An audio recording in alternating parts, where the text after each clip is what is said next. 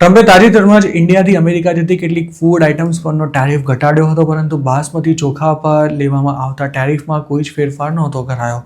જોકે આગામી દિવસોમાં યુએસમાં વેચાતા ઇન્ડિયન રાઈસ હજુય મોંઘા થઈ શકે છે, કારણ કે ટ્રમ્પે તેમના પર નવો ટેરિફ નાખવાનો આડકતરી રીતે ઇશારો કર્યો છે. સોમવારે વ્હાઇટ હાઉસમાં ટ્રમ્પે અમેરિકાના ખેડૂતો માટે $12 બિલિયન પેકેજની જાહેરાત કરી. તે વખતે સસ્તી વિદેશી એગ્રીકલ્ચર પ્રોડક્ટ્સને કારણે અમેરિકાના ખેડૂતોને પોતાનો માલ વેચવામાં તકલીફ પડતી હોવાની રજૂઆતો પણ કરવામાં આવી હતી, જેના જવાબમાં ટ્રમ્પે પોતે આ બાબતનું ધ્યાન રાખશે તેમ જણાવ્યું હતું. આ ખેડૂતોએ ટ્રમ્પને એવું કહ્યું હતું કે ઇન્ડિયા, વિયેતનામ અને થાઇલેન્ડથી આવતા સસ્તા ચોખા અમેરિકન ખેડૂતોના હિતને નુકસાન પહોંચાડે છે. ટ્રમ્પે ખેડૂતોને એવું પણ આશ્વાસન આપ્યું હતું કે અમેરિકામાં ગમે તે દેશની ખેત પેદાશ આડેધડ ડમ્પ ન થવી જોઈએ, અને પોતે આ અંગે અગાઉ પણ ઘણું સાંભળ્યું છે. ઇન્ડિયાની ગણના દુનિયાના સૌથી મોટા રાઈસ એક્સપોર્ટર તરીકે થાય છે. ચાલુ વર્ષે ઇન્ડિયા 25 મિલિયન ટન ચોખાની નિકાસ કરશે તેવો અંદાજ છે. એશિયા અને આફ્રિકન દેશો ઇન્ડિયન રાઈસના સૌથી મોટા ખરીદદાર છે, અને ચાલુ વર્ષે રેકોર્ડ બ્રેક ઉત્પાદનને કારણે વૈશ્વિક બજારમાં ચોખાના ભાવ ભારે દબાણમાં છે. તેમજ સૌથી મોટા ખરીદદાર ઇન્ડોનેશિયાએ પોતાની ખરીદી મર્યાદિત કરતા ભાવોમાં વધુ ઘટાડો થઈ રહ્યો છે. તો બીજી તરફ અમેરિકા જેટલા ચોખાની આયાત કરે છે તેનાથી વધારે ચોખાની તે નિકાસ કરે છે. યુએસ ડિપાર્ટમેન્ટ ઓફ એગ્રીકલ્ચરના ડેટા અનુસાર અમેરિકાએ ચાલુ વર્ષે થાઇલેન્ડ પાસેથી સૌથી વધુ ચોખા ખરીદ્યા છે, જ્યારે બીજા નંબરે ઇન્ડિયા આવે છે. આમ તો અમેરિકામાં પણ ચોખાનું ખાસું ઉત્પાદન થાય છે, પણ ઇન્ડિયન બાસમતી રાઈસની યુએસમાં સૌથી વધુ ડિમાન્ડ રહે છે, અને આ ચોખા અમેરિકામાં નથી ઉગતા. ઇન્ડિયાથી જે ચોખા અમેરિકા જાય છે તે ડિમાન્ડના આધારે મોકલવામાં આવે છે. ફાઇનાન્શિયલ યર 24-25માં ઇન્ડિયાએ 2,74,231 ટન બાસમતી રાઈસ અને 61,341 નોન બાસમતી રાઈસ અમેરિકા મોકલ્યા હતા, જે દર્શાવે છે કે ભારતના બાસમતી ચોખાની અમેરિકામાં ખાસી મોટી ડિમાન્ડ છે.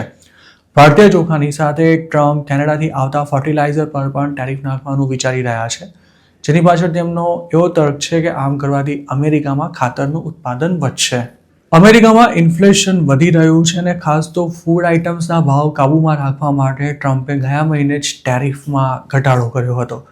જોકે હવે તેઓ બાસમતી રાઈસ પર નાખવામાં આવેલો ટેરિફ વધારવાની વાતો કરી રહ્યા છે.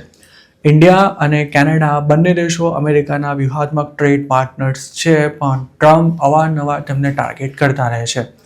ઇન્ડિયા અમેરિકા સાથે ટ્રેડ ડીલ ફાઇનલ કરવાના અનેક પ્રયાસો કરી ચૂક્યું છે, પરંતુ હજુ સુધી આ ડીલને આખરી સ્વરૂપ નથી આપી શકાયું. ઓગસ્ટમાં ટ્રમ્પે ઇન્ડિયન માલ સામાન પર કુલ 50% ટેરિફ લગાવ્યો હતો, જેમાં રશિયન ક્રૂડ ખરીદવા બદલ લગાવાયેલી 25% પેનલ્ટીનો પણ સમાવેશ થાય છે.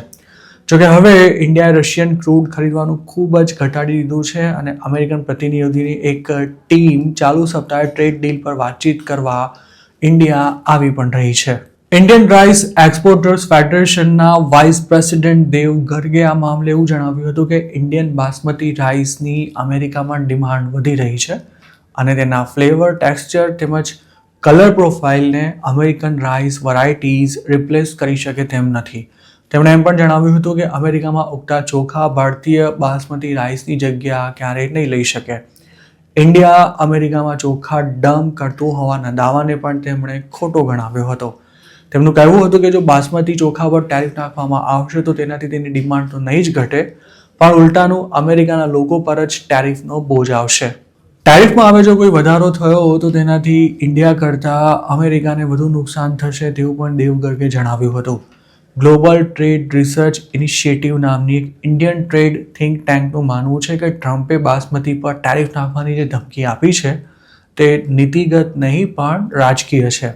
આ થિંક ટેન્કે એમ પણ જણાવ્યું હતું કે ટ્રમ્પ વધારાની કોઈ ડ્યુટી નાખશે તો પણ ઇન્ડિયન એક્સપોર્ટર્સને તેની અસર મર્યાદિત રહેવાની છે, કારણ કે દુનિયાના બીજા પણ ઘણા દેશોમાં ભારતીય ચોખાની નિકાસ થાય છે. 2024-25માં ઇન્ડિયાએ $337.10 મિલિયન બાસમતી રાઈસ એક્સપોર્ટ કર્યા હતા, અને અમેરિકા તેનું ચોથું સૌથી મોટું માર્કેટ છે.